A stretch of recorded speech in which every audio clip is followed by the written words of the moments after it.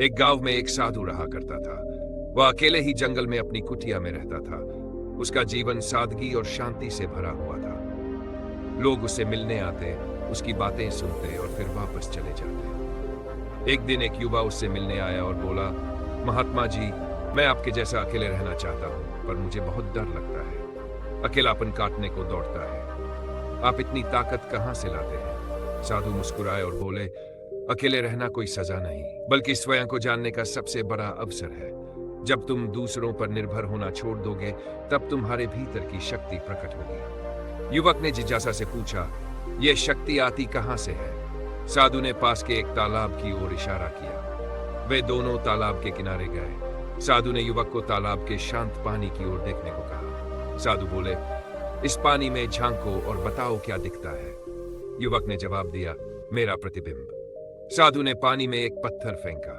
पानी हिलने लगा और प्रतिबिंब गायब हो गया। साधु ने फिर पूछा, अब क्या दिखता है?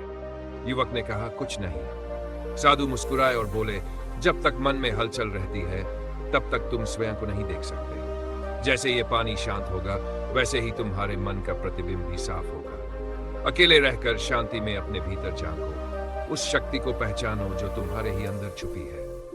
युवक को साधु की बात समझ आ गई।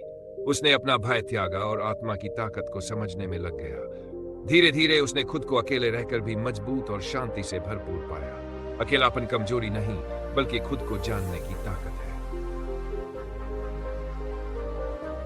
युवक ने साधु की बातों को अपने जीवन में उतारने का निर्णय लिया। वह साधु के पास ही ठहर गया और अपने अंदर की हलचल को शांत करने का अभ्यास करने लगा। दिन भर वह कुटिया के पास ध्यान करता, पेड़ों की छाया में बैठकर प्रकृति को देखता और साधु से जीवन के गहरे सवाल पूछता। एक दिन युवक ने साधु से पूछा, महात्मा जी, अगर यह सच है कि हर इंसान के अंदर इतनी ताकत छुपी है, तो लोग इतने कमजोर क्यों महसूस करते हैं? साधु ने जवाब दिया, क्योंकि लोग हमेशा बाहर की दुनिया में शांति और खुशी खोजते हैं। वे सोचते हैं कि अन्य लोग, चीजें या परिस्थितियां उन्हें पूरा करेंगी। परंतु सच यह है कि जब तक तुम अंदर से खुद को पूरा महसूस नहीं करोगे, बाहरी दुनिया कभी भी तुम्हारी आत्मा की प्यास नहीं बुझा सकती। युवक ने थोड़ा सोचकर पूछा, लेकिन अकेले रहकर डर लगना तो स्वाभाविक है ना? साधु ने कहा, डर उस अज्ञानता से आता है जो मन में है। जब तुम खुद को अच्छी तरह जान जाओगे, तब डर तुम्हारे पास फटक भी नहीं सकेगा। अकेलापन तुम्हारा सबसे अच्छा दोस्त बन जाएगा। याद रखो, अकेले रहकर भी जो व्यक्ति खुश और संतुलित रह सके, वही असल में खुद के साथ जीना सीख पाता है। फिर साधु ने युवक को एक और काम करने के लिए कहा। उसने युवक से कहा, यहाँ पास के गांव में कुछ जरूरतमंद लोग हैं। तुम अगले कुछ दिनों तक उनके लिए काम करो, पर यह काम करते समय सिर्फ यह सोचना कि तुम उनका जीवन नहीं बदल रहे हो, बल्कि खुद को बदल रहे हो। युवक ने ऐसा ही किया। वह गांव के जरूरतमंद लोगों की मदद करने लगा। उसने महसूस किया कि जब उसने खुद को बाहरी दुनिया में खो दिया, तो उसका अकेलापन भी धीरे धीरे मिटने लगा। उसकी आत्मा पहले से अधिक मजबूत और संतुलित हो गई। कुछ दिनों बाद जब वह साधु के पास लौटा, तो उसने कहा, महात्मा जी, आपने सच कहा था। अकेले रहना कठिन नहीं है। यह सिर्फ हमारी सोच और मन को समझने की बात है। अब मुझे अकेले रहकर भी डर नहीं लगता। साधु मुस्कुराए और बोले, यही जीवन का सबसे बड़ा सबक है। जब तुम अपने आप के दोस्त बन जाओगे, तब पूरा संसार तुम्हारा घर बन जाएगा। युवक ने सिर झुकाकर साधु को प्रणाम किया और अपने नए सशक्त जीवन की ओर बढ़ चला। युवक अब आत्मविश्वास से भर चुका था और उसने साधु से विदा लेकर अपने नए जीवन की शुरुआत करने का निश्चय किया। वह गांव के दूसरे लोगों के पास गया जो जीवन की चुनौतियों से टूट चुके थे। उसने उनकी कहानियां सुनी और उन्हें अपनी यात्रा के बारे में बताया कि कैसे उसने अकेलेपन को अपनी ताकत बनाया। गांव वालों में से एक बूढ़ी महिला ने कहा, बेटा, तुम्हारी बातें सुनकर ऐसा लगता है जैसे तुमने जीवन की असली गहराई को समझ लिया है, लेकिन हम तो रोजी रोटी की चिंता में डूबे रहते हैं। हम कहां खुद को समझने का समय निकाल पाते हैं? युवक ने शांत स्वर में उत्तर दिया, मां, मैं भी आपकी तरह ही सोचता था, लेकिन मैंने महसूस किया कि बाहर की सारी चिंताएं तभी खत्म होती हैं जब हम अंदर से मजबूत होते हैं। अगर मन शांत होगा तो रास्ते खुद बनते चले जाएंगे। इसके बाद युवक ने गांव के अन्य लोगों को ध्यान और आत्मनिरीक्षण के तरीके सिखाना शुरू किया। उसने उन्हें साधारण जीवन जीने और छोटी छोटी खुशियों को देखने की कला बताई। उसने एक छोटी सी जगह बनाई जहां लोग आकर शांति से बैठ सकते थे, अपने मन की बात कह सकते थे और भीतर की शक्ति का अनुभव कर सकते थे। कुछ समय में गांव का माहौल बदलने लगा। लोग अधिक खुश और शांत दिखने लगे। वे एक दूसरे की मदद करने लगे और सामूहिक रूप से समस्याओं का हल ढूंढने लगे। युवक की इस सेवा ने उसे गहराई से संतोष और खुशी दी। लेकिन कुछ समय बाद युवक को महसूस हुआ कि उसकी यात्रा यहीं खत्म नहीं होनी चाहिए। उसने सोचा, जैसे साधु ने मेरी मदद की, वैसे ही मुझे भी अन्य लोगों तक ये सीख पहुंचानी चाहिए। उसने एक और गांव की ओर प्रस्थान किया। हर गांव में उसने अपनी सीख को साझा किया और लोगों को समझाया कि अकेलेपन से घबराने के बजाय उसे समझने और अपनी ताकत बनाने की जरूरत है। धीरे धीरे युवक साधु के समान ही एक पूजनीय गुरु के रूप में जाना जाने लगा। लोग उसे एक नाम देने लगे, अकेला तपस्वी, क्योंकि वह अकेले रहकर भी इतना मजबूत और संतुलित जीवन जीता था। समय के साथ युवक अपने गुरु साधु से मिलने वापस लौट आया। उसने साधु को अपने अनुभव बताए। साधु ने मुस्कुराते हुए कहा, तुमने जो सीखा उसे आगे बढ़ाकर जीवन की सच्ची सेवा की है। यह आत्मबोध का सबसे बड़ा उद्देश्य है। युवक अब समझ चुका था कि अकेले रहने की ताकत न सिर्फ खुद को मजबूत बनाती है, बल्कि दूसरों के जीवन को भी नई दिशा देती है। उस दिन उसने ठान लिया कि जीवन भर वह इसी मार्ग पर चलेगा और हर उस व्यक्ति तक अपनी सीख पहुंचाएगा जो खुद को अकेला और कमजोर महसूस करता है। वर्षों बीत गए। अकेला तपस्वी के नाम से मशहूर युवक अब सिर्फ एक व्यक्ति नहीं, बल्कि एक प्रेरणा बन चुका था। उसने कई गांव और कस्बों में घूम घूम कर लोगों के जीवन को सकारात्मक रूप से बदल दिया। लोग दूर दूर से उसकी शिक्षाओं को सुनने आते, अपने मन की उलझनों को सुलझाने के लिए उससे मार्गदर्शन मांगते। एक दिन युवक को पता चला कि जिस साधु ने उसे जीवन की सच्ची राह दिखाई थी, वह अब काफी वृद्ध हो चुके हैं और जंगल में अकेले रहे हैं। वह तुरंत साधु से मिलने पहुंचा। साधु की कुटिया अब भी वैसी ही थी, लेकिन साधु के शरीर में कमजोरी साफ नजर आ रही थी। साधु ने अपने शिष्य को देखकर मुस्कुराते हुए कहा, तुम्हें देखता हूं तो दिल को बहुत शांति मिलती है। तुमने मेरी शिक्षा को सही मायने में आत्मसात किया है। युवक ने कहा, गुरुजी, यह सब आपकी कृपा और आपके मार्गदर्शन का परिणाम है, लेकिन मुझे लगता है अब आपकी ये जान की विरासत और आगे बढ़ानी चाहिए। क्या मैं आपकी सेवा में कुछ कर सकता हूं? साधु ने कहा, अब समय आ गया है कि तुम मेरे बाद इस मार्ग को आगे लेकर जाओ। जो मैंने तुम्हें सिखाया वह एक बीज था जिसे तुमने पेड़ में बदल दिया। अब इसे पूरे संसार में फैलाने का दायित्व तुम्हारा है। याद रखना, जीवन की सबसे बड़ी सेवा वही है जो किसी को उसकी आत्मशक्ति का एहसास कराए। युवक ने साधु से आशीर्वाद लिया और वादा किया कि वह उनके उपदेशों को पूरी दुनिया तक ले जाएगा। कुछ समय बाद साधु ने समाधि ले ली और युवक ने गुरु के बताए मार्ग को अपने जीवन का सबसे बड़ा उद्देश्य बना लिया। युवक अब हर जगह जीवन उत्सव नाम से ध्यान और आत्मशक्ति जागरूकता कार्यक्रम आयोजित करने लगा। उसने हजारों लाखों लोगों को सिखाया कि अकेलापन डरने की चीज नहीं, बल्कि अपने असली रूप से जुड़ने का अवसर है। उसकी शिक्षाएं केवल अकेलेपन तक सीमित नहीं रही। उसने लोगों को सिखाया कि कैसे चुनौतियों का सामना करना है, कठिनाइयों में धैर्य रखना है और हर स्थिति में शांत और सशक्त बने रहना है। जैसे जैसे साल बीतते गए, अकेला तपस्वी केवल नाम का अकेला रहा, क्योंकि उसके दिल में अब पूरा संसार बसता था।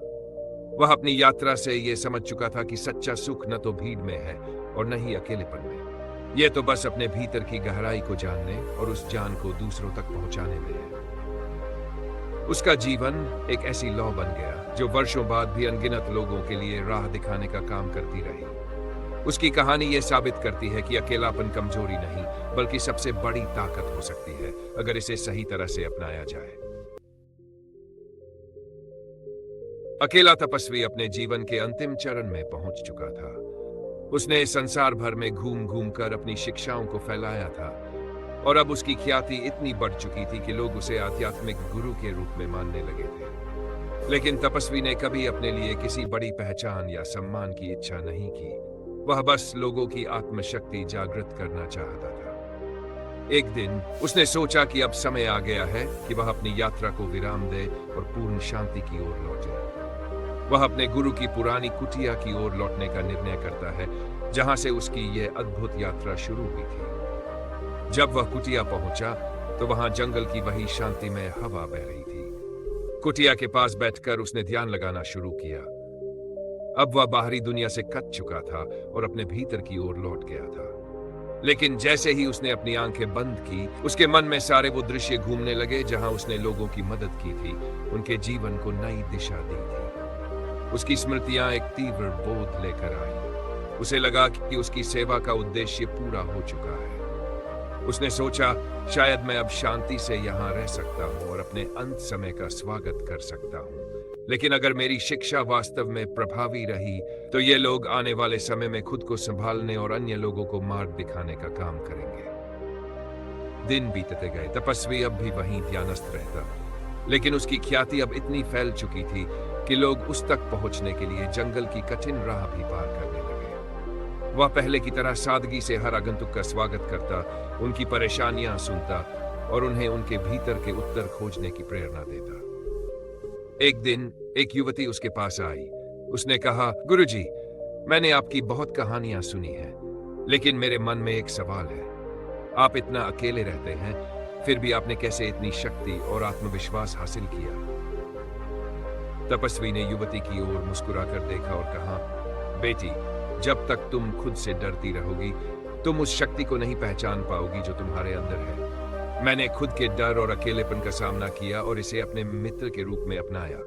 जब तुम अपने अकेलेपन से प्यार करोगी, तब तुम्हें पता चलेगा कि असल में तुम कभी अकेली थी ही नहीं। पूरी प्रकृति, पूरी सृष्टि तुम्हारे साथ है। युवती ने आंखों में आंसू भरे और कहा, गुरुजी, आपकी ये शिक्षा मेरे जीवन का आधार बनेगी। मैं वादा करती हूं कि मैं इसे अपने जीवन में उतारूंगी और इसे आगे फैलाऊंगी। उस दिन तपस्वी को एहसास हुआ कि अब उसका ज्ञान और उसकी शिक्षाएं हमेशा के लिए जीवित रहेंगी। यह सिर्फ उसके शिष्यों के माध्यम से नहीं, बल्कि उन अनगिनत लोगों के माध्यम से भी फैलेंगी, जिन्होंने उसके बताए मार्ग पर चलकर अपनी जिंदगी बदली थी। कुछ वर्षों बाद तपस्वी ने ध्यानमग्न अवस्था में अपने प्राण त्याग दिए, लेकिन उसके जाने के बाद भी उसकी शिक्षाएं और उसका संदेश अनगिनत लोगों के दिलों में जीवित रहे। अकेलेपन को गले लगाओ, क्योंकि यही तुम्हारी सबसे बड़ी ताकत है। यह उसकी अंतिम और सबसे प्रिय सीख थी, जो उसके शिष्यों और दुनिया भर के लोगों ने जीवन भर याद रखी। इस तरह अकेला तपस्वी एक दैवीय प्रकाश बनकर हमेशा के लिए अमर हो गया और उसकी कहानी दुनिया भर में प्रेरणा का स्रोत बनी। एक बार की बात है, एक छोटे से गांव में अर्जुन नाम का युवक रहता था। वह हमेशा लोगों से घिरा रहता और उनकी संगति में खुश रहता। लेकिन जब कभी वह अकेला होता तो उसे बेचैनी और डर महसूस होता। उसे लगता कि अकेलेपन का मतलब कमजोरी है। एक दिन गांव में एक साधु आए। साधु ने बताया कि वह अकेले रहकर अपनी आत्मा की गहराई को पहचानते हैं। अर्जुन ने उनसे पूछा, महाराज, आप अकेले रहकर कैसे इतने शांत और संतुष्ट रहते हैं? क्या आपको डर नहीं लगता? साधु मुस्कुराए और बोले, डर केवल तब लगता है जब हम अपने भीतर की शक्ति को नहीं पहचानते। अकेलापन डरने की चीज नहीं है, ये तो खुद को जानने का समय है। जब तुम दूसरों से उम्मीदें छोड़कर खुद से जुड़ जाओगे तो तुम्हारे भीतर असीम शांति और शक्ति जाग जाएगी। अर्जुन को साधु की बातों पर विश्वास नहीं हुआ। उसने कहा, मुझे समझ नहीं आता। अगर आप मुझे कोई रास्ता दिखा सकते हैं तो मैं भी इसे समझना चाहता हूं। साधु ने उसे अपने साथ जंगल में चलने के लिए कहा। वहां एक शांत तालाब के पास बैठकर उन्होंने कहा, इस पानी में देखो, क्या दिख रहा है? अर्जुन ने जवाब दिया, मेरा प्रतिबिंब। साधु ने पानी में एक पत्थर फेंका। पानी में हलचल हुई और प्रतिबिंब धुंधला हो गया। साधु बोले, यही तुम्हारा मन है। जब तक इसमें हलचल है तुम अपनी सच्ची छवि नहीं देख सकते। इसे शांत करना सीखो। अर्जुन ने साधु के पास कुछ दिन बिताए और ध्यान करना सीखा। शुरू में उसे कठिनाई हुई, लेकिन धीरे धीरे वह अपने मन की गहराई को समझने लगा।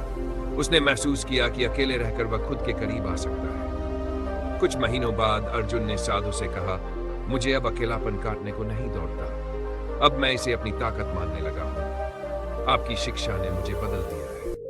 साधु मुस्कुराए और बोले, याद रखना, जब तुम खुद को समझ लेते हो तो पूरी दुनिया तुम्हारी साथी बन जाती है। अर्जुन गांव लौटा और उसने खुद को पहले से मजबूत और संतुलित पाया। अब वह अकेले रहने से नहीं डरता था, बल्कि इसे अपनी सबसे बड़ी ताकत मानता था। अर्जुन अब अपने गांव लौट आया था। पहले जो व्यक्ति अकेलेपन से डरता था, वही अब खुद में पूरी शांति और आत्मविश्वास महसूस करने लगा।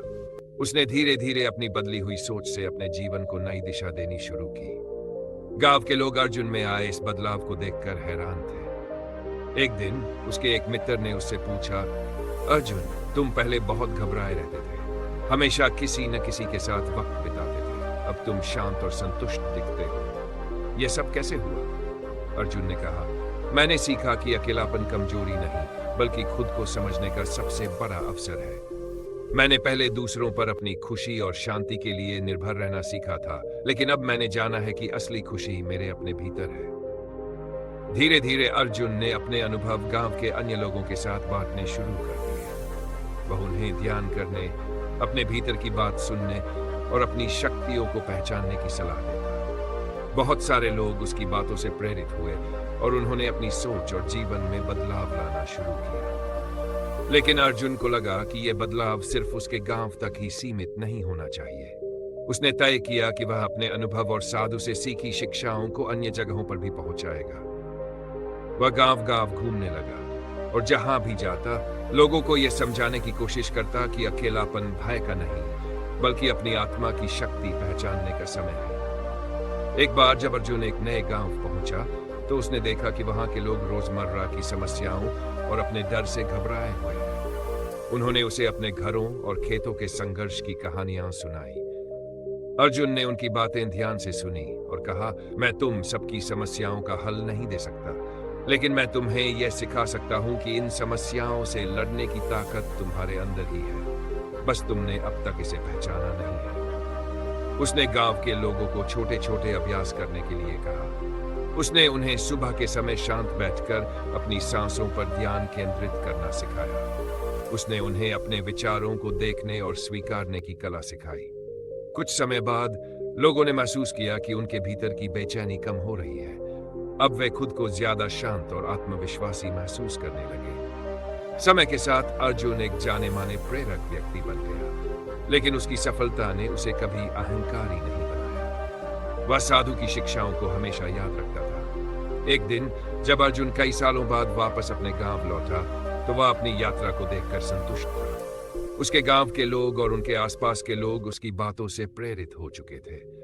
अर्जुन ने सोचा, शायद यही जीवन का उद्देश्य है, अपने भीतर की शक्ति को समझना और दूसरों को उनकी शक्ति का एहसास कराना। उसने अपना बाकी जीवन इसी काम में लगाया और जब उसका अंत समय आया, तो उसने वही शांति महसूस की जो उसने पहली बार तालाब के शांत जल में देखी थी। उसकी ये यात्रा बताती है कि अकेलापन जीवन का अंत नहीं, बल्कि आत्मशक्ति की शुरुआत है। अर्जुन के जीवन का अंत करीब आ रहा था, लेकिन उसके दिल और दिमाग में शांति थी। उसने गांव में एक छोटा आश्रम बनवाया था, जहां लोग आकर ध्यान कर सकते थे और अपने भीतर की शक्ति को पहचान सकते थे। वह जीवन के आखिरी दिनों में लोगों से कहता, मैंने खुद को ढूंढने की यात्रा में जो सीखा, वह सिर्फ मेरा नहीं है, यह हर किसी का सत्य है, बस इसे समझने के लिए समय और धैर्य चाहिए। एक दिन अर्जुन ने सभी शिष्यों और गांव वालों को बुलाया। उसने कहा, मुझे अब यह एहसास हो रहा है कि मेरी यात्रा अपने अंतिम चरण में है, लेकिन यह अंत मेरा नहीं, बल्कि एक नई शुरुआत है। मैंने तुम्हें केवल यह सिखाने की कोशिश की है कि तुम्हारे भीतर कितनी अद्भुत शक्ति छिपी हुई है। मेरे बाद तुम में से हर कोई इस रोशनी को फैलाएगा। उसके शब्दों ने लोगों के दिलों को छू लिया। सबने वादा किया कि वे अर्जुन के विचारों और शिक्षाओं को न केवल अपनाएंगे, बल्कि औरों तक भी पहुंचाएंगे। अर्जुन ने अपनी आखिरी रात कुटिया के भीतर ध्यान में बिताई। उसने अपनी यात्रा को याद किया, गांव में बिताया गया बेचैनी से भरा समय, साधु से मिली पहली शिक्षा, अकेलेपन का सामना करने के संघर्ष और फिर आत्मशक्ति को पहचानने की वह अनमोल घड़ी। उसे लगा, जिंदगी ने मुझे हर वह सबक सिखाया जो मुझे जानना था। सुबह जब सूरज उगा, तो गांव वालों ने देखा कि अर्जुन शांत अवस्था में ध्यान करते करते इस संसार को छोड़ चुका है, लेकिन उसके चेहरे पर अद्भुत शांति और संतोष था। ऐसा लगा जैसे उसने अपने जीवन की सारी उपलब्धियों को पा लिया हो। उसके जाने के बाद गांव वाले और शिष्य उसके बताए मार्ग पर चलते रहे। अर्जुन के आश्रम में आने वाले हर व्यक्ति को एक बात सिखाई जाती, अकेलापन कमजोरी नहीं, खुद को जानने और अपनी शक्ति को पहचानने का समय है। अर्जुन की शिक्षाएं सिर्फ उसके गांव या आसपास के इलाके तक सीमित नहीं रहीं। वे कहानियों और शिक्षाओं के रूप में दूर दूर तक फैल गई। लोग उसकी सरल और गहन शिक्षाओं को अपनाकर अपने जीवन को बेहतर बनाने लगे। इस तरह अर्जुन का नाम और उसकी शिक्षाएं अमर हो गई। उसकी कहानी हर उस व्यक्ति को प्रेरित करती रही जो अकेलेपन या जीवन की कठिनाइयों से जूझता था। उसकी यात्रा एक संदेश बन गई। जब तुम खुद से प्रेम करना सीख लेते हो तो तुम्हें पूरी दुनिया से प्रेम करना आ जाता है। अर्जुन के जाने के कई साल बाद उसकी शिक्षाएं और आदर्श लोगों के जीवन का हिस्सा बन चुके थे। उसका आश्रम अब सिर्फ ध्यान और आत्म शांति का केंद्र नहीं था, बल्कि एक ऐसा स्थान बन गया था जहां लोग जीवन की गहरी समस्याओं के समाधान के लिए आते थे। आश्रम में अर्जुन के प्रिय वाक्य पत्थर पर खुदे हुए थे। अकेलापन तुम्हारा साथी है यदि तुम इसे समझो। भय से परे जाओ, अपनी आत्मा को जानो। समय के साथ अर्जुन के शिष्यों ने उसका संदेश दुनिया के अन्य हिस्सों में फैलाना शुरू किया। उनमें से एक प्रमुख शिष्य विधि एक बड़े नगर में गई। उसने अर्जुन की शिक्षाओं पर आधारित आत्मशक्ति केंद्र की स्थापना की। इस केंद्र में लोग आत्मनिरीक्षण, ध्यान और खुद को जानने की कला सीखते। एक दिन एक युवक जिसका नाम राहिल था विधि के पास आया। वह जीवन की चुनौतियों से पूरी तरह टूट चुका था। उसने कहा, मुझे ऐसा लगता है कि मैं अकेला हूं। मेरे पास कोई नहीं है जो मेरे दर्द को समझ सके। मैं नहीं जानता कि मैं कैसे इस अंधकार से बाहर निकल सकता। विधि ने मुस्कुराते हुए उसे शांत स्वर में कहा, राहिल, अर्जुन ने कहा था कि जब तक तुम दूसरों से जुड़ने की कोशिश में हो, तुम अपने आप से दूर होते हो। सबसे पहले अपने अकेलेपन को देखो, इसे जियो, इसे समझो। तुम जानोगे कि यह अकेलापन तुम्हें कमजोर करने के लिए नहीं, बल्कि तुम्हें खुद से जोड़ने के लिए है। विधि ने राहिल को आश्रम में ठहरने और ध्यान करने का अवसर दिया। पहले कुछ दिनों तक राहिल को कठिनाई महसूस हुई। उसका मन भटकता और वह बेचैन हो जाता। लेकिन धीरे धीरे उसने महसूस किया कि भीतर की शांति धीरे धीरे उसे घेर रही है। वह अपने विचारों और भय को देखने और समझने लगा। कुछ महीनों के बाद राहिल ने विधि से कहा, अब मुझे लगता है कि मैं पहले से कहीं अधिक मजबूत हूं। मुझे अपने अकेलेपन से डर नहीं लगता। मैंने जाना कि इसे अपनाकर मैं जीवन की हर चुनौती का सामना कर सकता हूं। विधि ने प्रसन्न होकर कहा, यही अर्जुन की सबसे बड़ी शिक्षा थी। तुम्हें अब दूसरों की मदद करनी होगी, जैसे अर्जुन ने मुझे सिखाया और मैंने तुम्हें। अब यह चक्र तुम्हारे जरिए आगे बढ़ेगा। राहिल ने उस दिन वादा किया कि वह अर्जुन की शिक्षाओं को आगे फैलाएगा। उसने गांव-गांव जाकर लोगों से बात की, उनके डर और समस्याओं को सुना और उन्हें सिखाया कि कैसे आत्मनिरीक्षण और अकेलेपन को समझकर वे अपने जीवन को बदल सकते हैं। इस तरह अर्जुन की शिक्षाएं सिर्फ कहानियां नहीं रही, वे एक आंदोलन बन गई जिसने अनगिनत लोगों को जीवन जीने की सही दिशा दिखाई। अर्जुन की कहानी हमें यह सिखाती है कि अकेलापन कोई अभिशाप नहीं है। यह हमें अपनी आत्मा की शक्ति पहचानने का अवसर देता है, और जब यह पहचान हो जाती है तो हम खुद से जुड़कर दूसरों के जीवन में भी बदलाव ला सकते हैं। अर्जुन की शिक्षाएं पूरे देश और उसके बाहर भी फैलने लगीं। वर्षों बाद अर्जुन का नाम सिर्फ एक साधारण तपस्वी के रूप में नहीं, बल्कि एक महान मार्गदर्शक और प्रेरणा स्रोत के रूप में लिया जाने लगा। उनके आदर्शों के आधार पर ध्यान और आत्मनिरीक्षण केंद्र विभिन्न स्थानों पर खोले गए, जिनका उद्देश्य लोगों को अपनी आंतरिक शक्ति का एहसास कराना था। कई वर्षों बाद विधि ने अर्जुन की स्मृतियों को संजोने के लिए एक बड़ा आयोजन किया। उस आयोजन में उन लोगों को बुलाया गया जिनकी जिंदगी पर अर्जुन की शिक्षाओं ने गहरा प्रभाव डाला था। सैकड़ों लोग इकट्ठा हुए और हर किसी के पास साझा करने के लिए एक कहानी थी, कैसे उन्होंने अकेलेपन, डर और संघर्षों का सामना कर अपनी जिंदगी बदली। उस कार्यक्रम में एक नौजवान अर्जुन नामक युवक से प्रेरित होकर आया। उसने सभा में खड़े होकर कहा, मैंने अर्जुन की कहानी एक किताब में पढ़ी थी। पहले मुझे यकीन नहीं हुआ कि अकेलापन किसी की ताकत बन सकता है, लेकिन जब मैंने उनकी शिक्षाएं अपनाई और खुद को समझने की कोशिश की तो मेरा जीवन पूरी तरह बदल गया। मैं अब दूसरों से उम्मीदें करना छोड़कर अपनी आत्मा को समझने की यात्रा पर हूं। विधि ये देखकर भाव विभोर हुई कि अर्जुन की शिक्षाएं अब पीढ़ी दर पीढ़ी आगे बढ़ रही थी। उसने सभा में खड़े होकर कहा, अर्जुन का संदेश यही था, अपने भीतर झांको। जब हम खुद को समझ लेते हैं तो हमारा अकेलापन शक्ति बन जाता है।